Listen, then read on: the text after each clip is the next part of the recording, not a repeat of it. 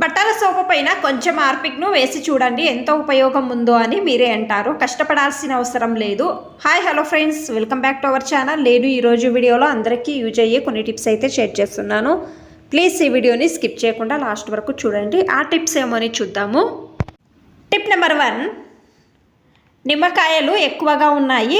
ఇవి మనము ఫ్రిడ్జ్లో అలాగే పెడితే తొందరగా పాడవుతాయి కదా. తర్వాత నిమ్మకాయ రసం కూడా తక్కువ అవుతుంది, అంటే ఎండిపోయినట్టు అవుతుంది కదా. ఆ విధంగా కాకూడదు అంటే ఈ విధంగా మీరు ఒక ప్లాస్టిక్ బాటిల్ కానీ లేకపోతే గాజు బాటిల్ అయినా కూడా తీసుకోవచ్చు. నేను ఇక్కడ ప్లాస్టిక్ బాటిల్ తీసుకున్నాను, నీళ్లు తీసుకున్నాను. ఇందులో నిమ్మకాయలను ఇందులో వేసి ఫ్రిడ్జ్లో పెట్టండి. మీరు 2 రోజులకు ఒకసారి నీళ్లు చేంజ్ చేసి పెట్టండి. నిమ్మకాయ రసం అలాగే ఉంటుంది, ఫ్రెష్గా ఉంటాయి నిమ్మకాయలు. మీరు ఎక్కువ రసం పిండినప్పుడు వస్తుంది. ట్రై చేయండి. ఈ టిప్ అనేది బాగా హెల్ప్ అవుతుంది. టిప్ నెంబర్ 2, నేను ఇక్కడ పాతది మట్టి దీపము తీసుకున్నాను. ఇందులో కొంచెం టీ పొడి వేస్తున్నాను. అలాగే ఒక 4 లవంగాలు తీసుకొని వేస్తున్నాను.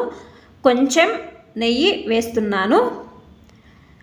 తర్వాత ఒక 2 కర్పూరము తీసుకున్నాను. దీనిపైన పెట్టి ఇది వెలిగించాలి. దీని నుంచి పొగ వస్తుంది కదా. ఇంట్లో దోమలు ఎక్కువగా ఉంటే ఈ విధంగా కిచెన్లో దొరికే వస్తువులతో న్యాచురల్గా ఉంటుంది, కెమికల్ ఉండదు. దీని నుంచి దోమలు ఇంట్లో ఉండవు.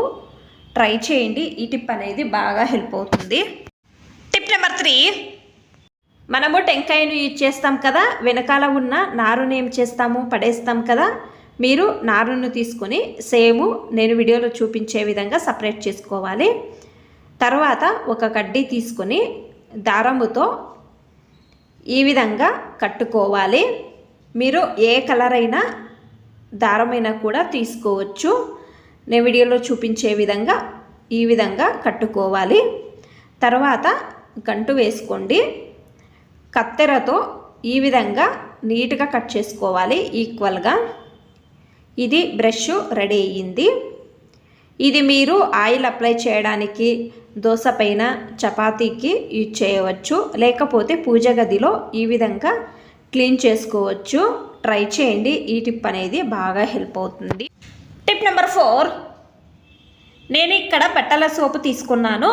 ఈ విధంగా తురుముకోవాలి. కొంచెం తురుముకుంటే చాలు, ఎక్కువ అవసరం లేదు. నేను బట్టల సోప్ను తురుముకొని చూపిస్తున్నాను. అలాగే నేను ఇక్కడ ఒకటి ప్లాస్టిక్ బౌల్ తీసుకున్నాను. ఇందులో సోప్ పౌడర్ వేస్తున్నాను. తర్వాత ఇందులో హార్పిక్ వేస్తున్నాను.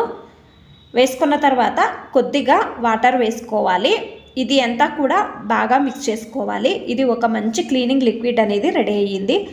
ఇది దేనికి యూజ్ చేయవచ్చు అని చూపిస్తాను, చూడండి. ఈ వాష్రూమ్లో బకెట్లు స్నానానికి పెట్టి ఉంటాం కదా మనము. ఈ విధంగా సాల్ట్ వాటర్ రావడం వలన ఈ విధంగా నల్లగా అవుతుంది కదా, జిడ్డు జిడ్డుగా. మీరు ఈ లిక్విడ్ను బకెట్లో వేసుకొని ఒక స్క్రబ్బర్ తీసుకొని క్లీన్ చేయండి. మీకు ఎక్కువ శ్రమ అనేది అవసరం లేదు.